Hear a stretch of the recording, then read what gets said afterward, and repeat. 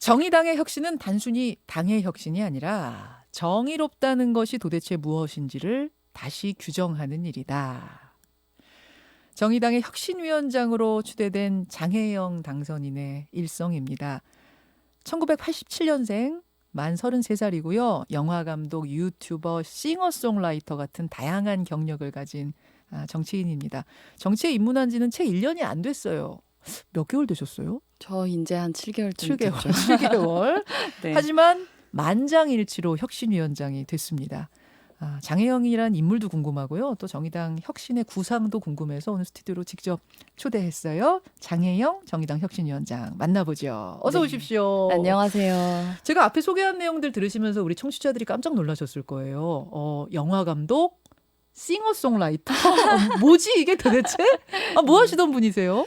뭐 창작을 하던 사람으로 아마 기억하시는 분들이 아직은 많으실 거라고 생각을 하는데 예, 예. 이제 유튜브 채널을 주로 이제 사회 이슈나 아니면 인권 문제나 이런 것들 가지고 이제 발언을 하기도 했었고 이제 몇 년 전에 한 3년 전쯤에 동생이 이제 발달 장애를 갖고 있는데 예. 그래서 시설에 좀 오래 살았었어요. 근데 그 동생의 이제 시설 밖으로 다시 나와서 이제 지역 사회로 살아가는 삶을 조력하면서 이제 그걸로 다큐멘터리를 만들었어요. 그랬죠. 네, 어른이 되면이라고 하는 다큐멘터리 감독으로 많이들 알고 계셨을 텐데 맞아요. 이제는 네, 정의당의 정치인으로 21대 국회에서 활동하게 됐고 네. 그저께부터는 이제 혁신위원회 위원장이 되었습니다. 그렇죠. 사실은 이제 시사에 관심이 많은 분들은 낯이 익으실 거예요. 2011년에 연세대학교 4학년 때였습니다. 이별 선언문이라는 대자보를 붙이고 자퇴를 한 연대생이 하나 화제가 됐었잖아요. 바로 그 연대생이 장혜영 씨인 거죠. 네, 그렇죠. 그렇다고 할 수 있죠. 그렇죠. 그리고 이제 동생을 주인공으로 하는 영화가 또 그때 굉장한 화제가 되면서 그 후로 장애인들 권익을 위한 활동도 적극적으로 했었고, 네, 예, 그래서 낯설지 않은 분. 그런데 정당 정치는 7개월밖에 안 됐어요. 그렇습니다. 지금 정의당이 태평성대 아니잖아요. 아니죠.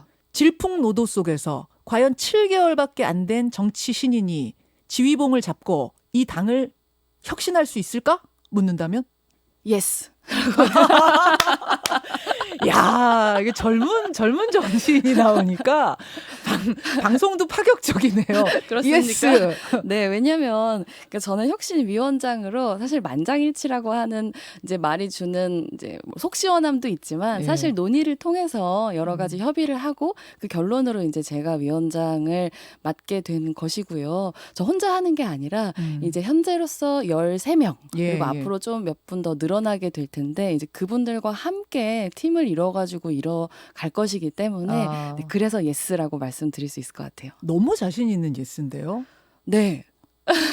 근데 지금 정의당의 상황을 보면 자신감만으로 될까? 좀 갸우뚱해질 만큼 어려운 상황이에요. 그렇죠. 일단은 전당대회 전까지만 혁신위가 활동하는 거니까 기간이 굉장히 짧아요. 네. 짧아요. 혁신을 하려면 그 짧은 시간 안에 아주 효율적으로 혁신을 하려면 정의당의 문제가 무엇인가부터 정확히 파악하는 게 중요할 텐데 네. 정의당 뭐가 제일 문제라고 보세요?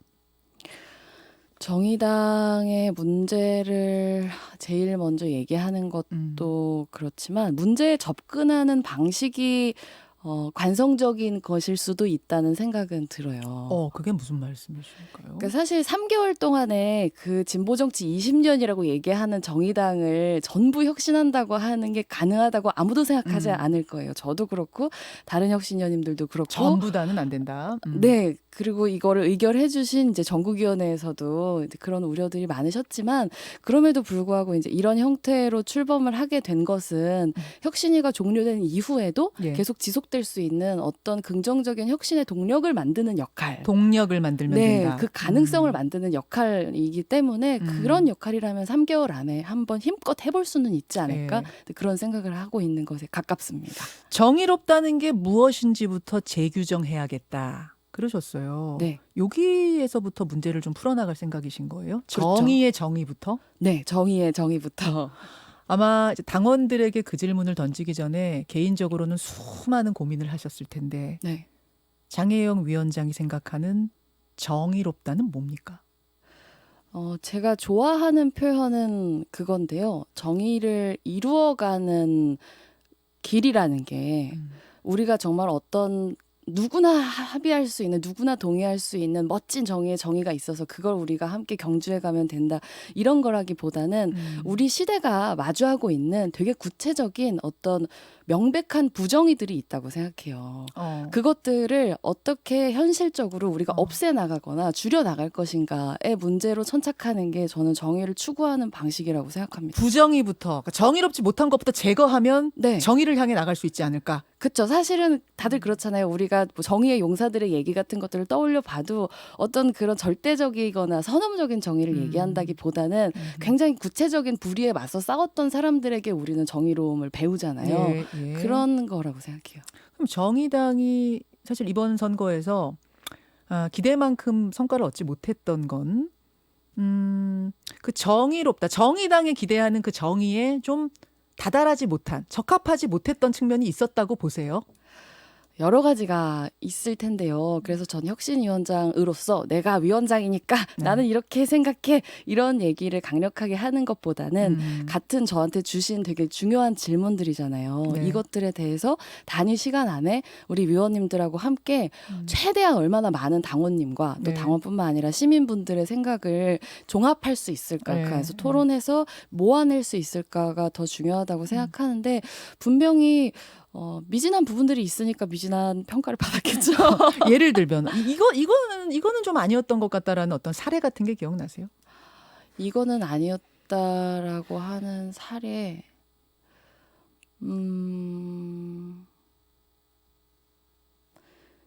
여러 가지가 생각이 나진 않네요. 아니 이게 철저한 반성이 좀 부족한 거 아닙니까? 철저한 반성을 하고 있는데 제가 이제 그런 여러 가지 문제들이 있어요. 그러니까 제 생각을 이야기할 수는 있지만 예. 근데 이제 위원장이 되고 나니까 진짜 할 수 있는 말이 훨씬 더 없더라고요. 사실은 당선인일 때 혹은 후보 시절에는 이런 문제들 많이 제기했던 걸로 제가 알고 있는데. 그렇죠. 예. 근데 지금은 위원장이기 때문에 조금 무겁습니까? 개인 의견 말하기가? 네, 특히 저희 위원회가 이제 막 출범하고 나서 엊그저께 위원장 선출했거든요. 좋은 얘기부터 먼저 좀 했으면 좋겠다. 네. 긍정적으로. 네. 알겠습니다. 정의란 무엇인가를 그렇게 이제 당원들이 중지를 모아서 규정하고 나면 그걸 구현하기 위해 당 체제도 아마 정비를 해야 될 텐데요. 네. 혁신위원회 뒤에 따라올 그 새 지도부, 새 리더십은 어떻게 꾸려져야 된다고 보세요? 혁신적으로. 제가 조금 더 구체적으로 질문을 드리자면 지금 혁신위원 15명 중에 여성이 8명이고 청년이 6명입니다. 상당히 파격적이에요. 혹시 새 지도부도, 그러니까 심상정 대표 뒤에 오는 그 지도부도 이렇게 좀 파격적이어야 된다고 보세요? 저는 꼭 그렇게 보고 있지는 않아요. 게다가 파격이라고 하는 게 청년이라서 파격이고 여성이라서 파격이다 이렇게 얘기할 시기는 좀 지났다고 생각을 하고요. 그러니까 정말로 이제 정의당의 미래를 사실 걱정해 주시는 분들이 많이 계시잖아요. 예. 그 분들께서 그래 한 번 더 마음을 내보자라고 생각할 수 있는 사람이 되는 게 중요하지 그 정체성이 무엇일 것인가를 미리 결정해두고 바라보는 거는 오히려 전혀 파격적이지 않다는 생각이 듭니다. 그럼 기존에 우리가 익숙한 우리 정의당의 인물들, 그 네. 정치인들이 다시 오실 수도 있는 거고 또 장혜영 위원장처럼 전혀 새로운 인물, 이런 신인이 또 될 수도 있는 거고 다 열어놓고 생각한다. 네, 그렇죠. 게다가 이번에 이제 당에 들어가서 이 대화를 막 시작하다 보니까 예. 이 당에 정말 보석 같은 분들이 근데 조명받지 못하고 있는 분들이 많구나 그런 생각은 또 많이 하게 됐어요. 그래요. 네. 집단 지도체제 얘기도 나오더라고요. 네, 그런 얘기를 하시는 분들도 계시죠. 그것도 가능한 방법 중에 하나입니까? 뭐 혁신이니까 모든 걸 다 네. 열어놓고 생각해야 되지 않겠습니까? 이제 3개월밖에 없기 때문에 해야 될 네. 일이 너무 많다는 느낌이 들어요. 그래서 그렇긴 하죠. 그렇죠. 네. 또 이런 얘기도 해요. 정의당에 걸출한 스타 정치인들이 많았는데 예를 들면 권영길, 노회찬, 심상정 이런 분들. 그런데 이번에 당선된 분들 면면을 보면 과연 그 대를 이을 그런 걸출한 스타 정치인이 나올 것인가? 좀 부족한 거 아니냐? 이런 질문도 받으시죠. 네, 걱정해 주셔서 감사합니다. 하지만 사실 포스트 심상정이 누구냐가 예. 시민의 관점에서 진짜 가장 중요한 문제일까? 라는 생각은 있어요. 사실 정의당의 혁신보다 사람들의 삶이 훨씬 중요한 거잖아요. 정치에 기대하는 거는 포스트 심상정보다는 포스트 코로나가 훨씬 중요한 포스트의 얘기고 그 안에서 정의당이 진짜로 대변되지 못했던 사람들의 목소리를 예. 힘껏 대변할 수 있는 예. 그런 조직으로 다시 새로워질 수 있을까에 대한 대답을 드리는 거라면 그게 포스트 심상정이든 집단 지도체제든 뭐든 다 하겠다. 다 정말 완전히 근본적인 차원에서 검토하겠다. 각오를 가지고 임하고 있는 거라는 말씀은 드리고 싶어요. 포스트 심상정보다 포스트 코로나가 훨씬 중요하다. 네. 그렇게 하다 보면 스타 정치인, 뭐 국민들이 인정하는 인물은 자연히 떠오를 것이다. 네. 좋은 답이네요. 네, 감사합니다. 근데 정의당은 어쨌든 현실 속의 정당입니다. 현실 정치 속의 정당. 따라서 이제 고민해야 될 다른 지점들도 있어요. 예를 들면 이제 21대 국회에서는 민주당과의 관계를 어떻게 풀어갈 것인가. 이건 어떻게 보세요? 민주당과의 관계에 있어서 협력할 부분은 그냥 쿨하게 협력하고 근데 갈등이 생기는 부분은 또 세게 부딪혀야죠. 네, 너무 원론적인 대답인가요? 원론적입니다. 네. 원론적입니다. 하지만 원론이 괜히 원론은 아니잖아요.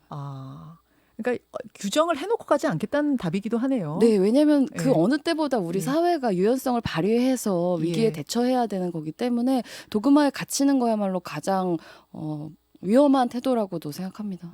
어쩌면은 현실 정치를 안 했던 정치 신인이기 때문에 저는 이 답이 가능한 답인 것 같아요. 네. 어떻게 그럴 보면 또 수도 정답이기도 하고. 있죠. 네. 그 정의당 하면 데스노트가 유명하지 않습니까? 네.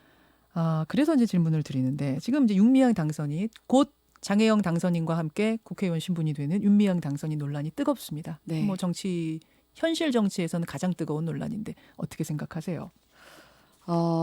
사실 혁신위원장으로서 또 이런 문제에 대해서 말을 얻는 게 상당한 부담입니다만 위원장으로서가 아니라 한 사람의 개인적인 사견임을 전제를 하고 말씀을 드리면 예.